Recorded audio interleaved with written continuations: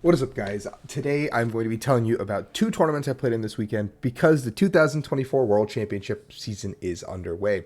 If you guys are trying to compete in the 2024 World Championships, which we don't know where it is, and how we're going to qualify, and what earns points and what doesn't, I know it's a lot of complicated things all at once, but we do know that the league challenges and league cups will award championship points. That has been proven, and they're being hosted. League challenges are held once a month, and league cups are held once a quarter at your local store.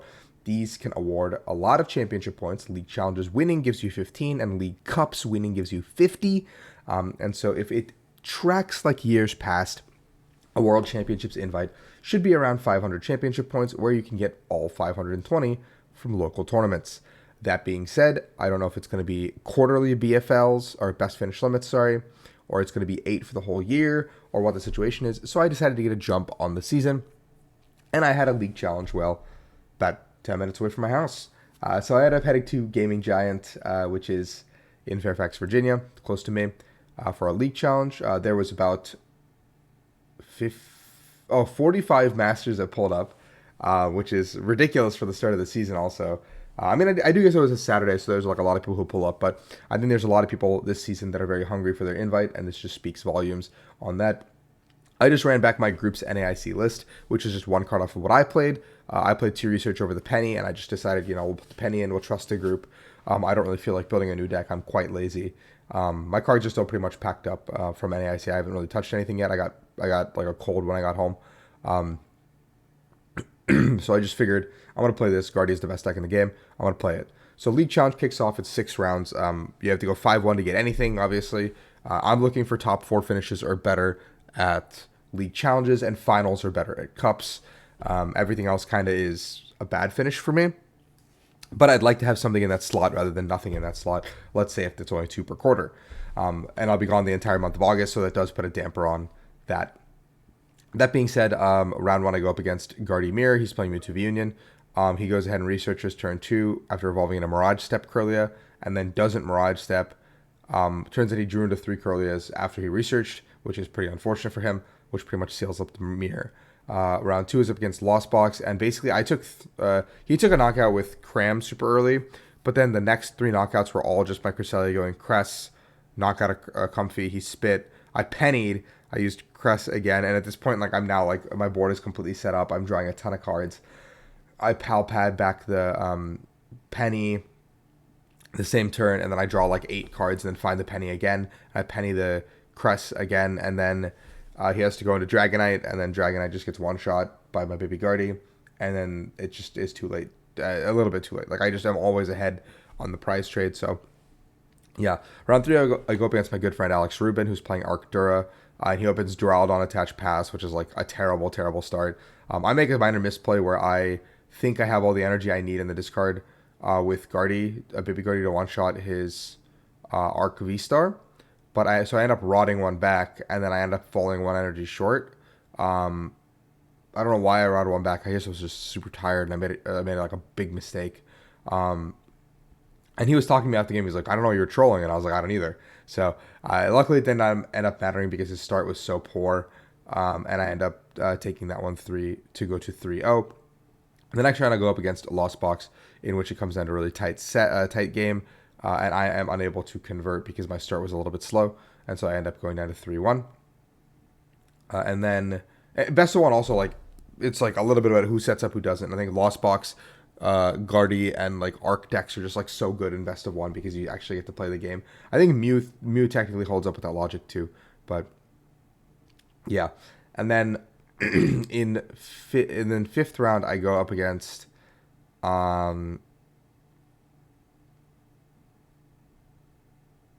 forget, but I ended up winning.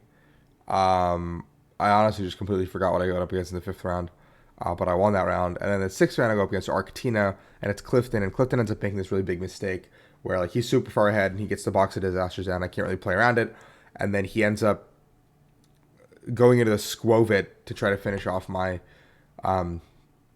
Guardy that has 20 damage left. And he attaches a DTE, and he announces the attack, and I just draw for turn. He's like, you're knocked out. I'm like, no, I'm not. DTE is minus 20. And so his Squovit doesn't actually one-shot me, and then I go boss kill Tina, and then I'm ahead enough to win the game. which I feel bad about, but obviously, like, a mistake is a mistake is a mistake. And that puts me at second place, putting 12 championship points on the board for me to kick off my 2024 season. Then I headed to Lebanon, Pennsylvania, in to House of Cards for a League Cup, where I was playing Guardy again. Locke, shout out to Locke for driving. He just offered a ride, and I said sure. And so he's a huge MVP for that. Ends up being 5 rounds. It's 31 Masters, so we're just shy of 6. Round 1, I ended up going up against Michael Nato, one of my close friends, old school friends. He's playing Fusion Mew, and his start is just like the most abysmal. Or he gets the 3 Fusion Energy on board turn 1, but he does his first Genesect to fill up 6. He's got 6 Pokemon. Everything is crazy good for him. He goes up to 6, and he just goes, "You would not believe this. I can't play any more cards. Pass." Like, he has the 3 Fusion Strike Energies in play and a full board of 6 before his first Genesect, so his opening hand was insane. He had 2 Fusion Strike Energies. He doesn't find the third, so he doesn't get a free knockout on my Ralts. And then basically that one turn determined the whole game because of that whiff. And then I played a Sinnoh down at some point after one of his path, his city, and like I think a vacuum were gone, and he was like, "I don't play more stadium bumps," and won his prize, so I'm just gonna concede, and I won. So really weird BO1 interaction. Round 2, I go up against Guardy Mir, and I get the early lead, and it's just a race between who can get the boss on the Guardy first, and I end up losing that race, but I end up winning by getting 3 energies onto my.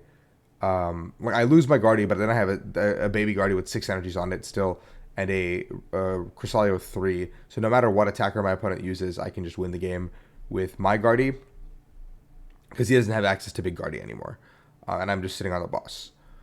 So I end up barely squeaking that out, and then round 3 I go up against Chen Pao with Lost City, so it was really scary because Chen Pao naturally, I'm scared about the cross switcher Cologne play on my Manaphy. And I prized Manaphy, so it was really unfortunate that I couldn't get it out early.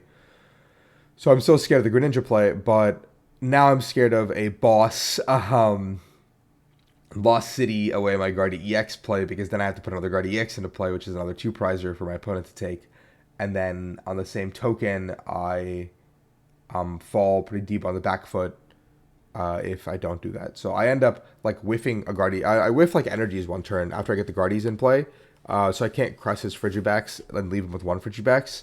And so I end up having to do the turn after. And that turn he gets the boss on Guardy and has 4 energy on the board. And then he goes Beeb for 5 with already 4 energy in the discard. So if he hits Superior, he just pretty much one-shots my Guardy, sets this game up perfectly. I then would have to boss backs and then leave him with no backs. Then he gets to, I guess, kill whatever I hit him with the backs with. And then he can play the game that way. But I have to Iono and kind of pray after that. And that turn pretty much swung the entire game. So I got super lucky there. I don't think I did anything skillful. I just think my opponent whiffing was the only reason I won that game. So now I'm 3-0. I should be able to ID into 3-0 too. But there was a table that ID'd from 2-0 to 2-0-1 to try to give themselves 2 chances. I guess they were friends. So I go up against Nikki next. They were playing Arctura Umbreon. And I think they actually could have made the game a lot tougher for me. But Nikki made some pretty strange plays where, like, when I memory skipped, they went into Umbreon, and then Umbreon, like, they kept the Umbreon up there, which gave me an opportunity after I Cresselia'd it to one-shot it with Baby Guardy, and then I could just one-shot the Duraludon with the Zacian. But they could have retreated in. Like, the RCS made the game a little bit more difficult, but I think they were just kind of tunnel visioning on taking the 6 prizes. And I think I had a whole full turn still until the clock was actually on me. So I had like a pretty good setup, and I can't like really complain. So I had locked up my top cut berth at 4-0. And then the last round I ID'd with Chen Pao to put myself into top 8. Top 8 then becomes a best of 3 bracket for those of you who don't know. And then you play out.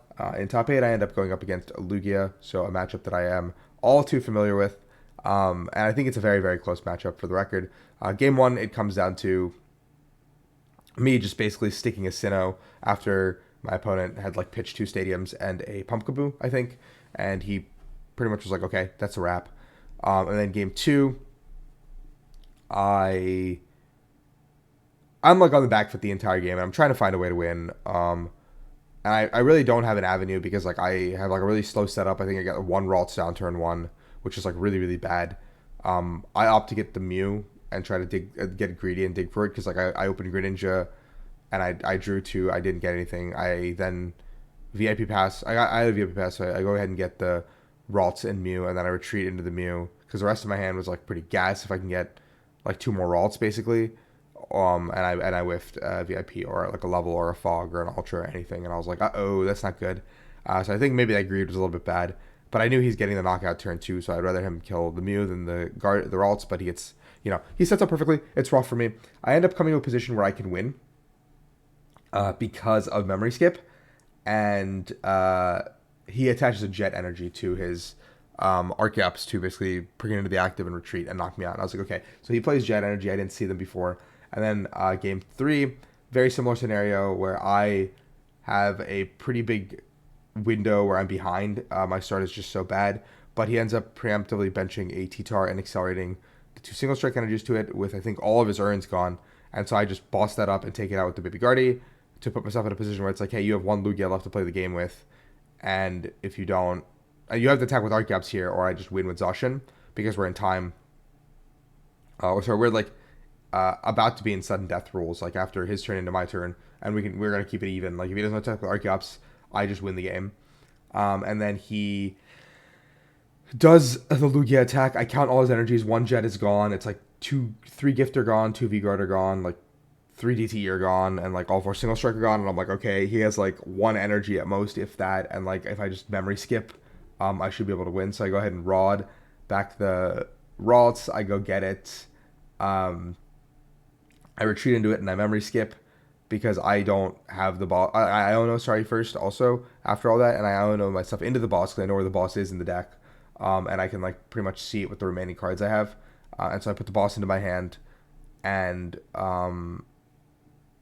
he top deck. I Iono him to 1, and his 1 card is the Jet Energy, his like second Jet Energy, which puts the Archeops into the active and then retreats, and then he one-shots me. So that was quite unfortunate. I think the game was super, super tight, and I guess like Jet Energy is not something I'm very familiar with playing around because most of the Lugia lists I tested against didn't play that. And my Sinnoh got Craggle-Lenched away super early in game 3 as well, which like really made the game difficult for me. And I think I had like 2 or 3 Messagoza flips where I tried to get like the Guardi out, and I just hit Tails, and I was like, damn. That's really unlucky. But that puts 25 more points in my bank. I'm at 37 out of whatever the potential number is.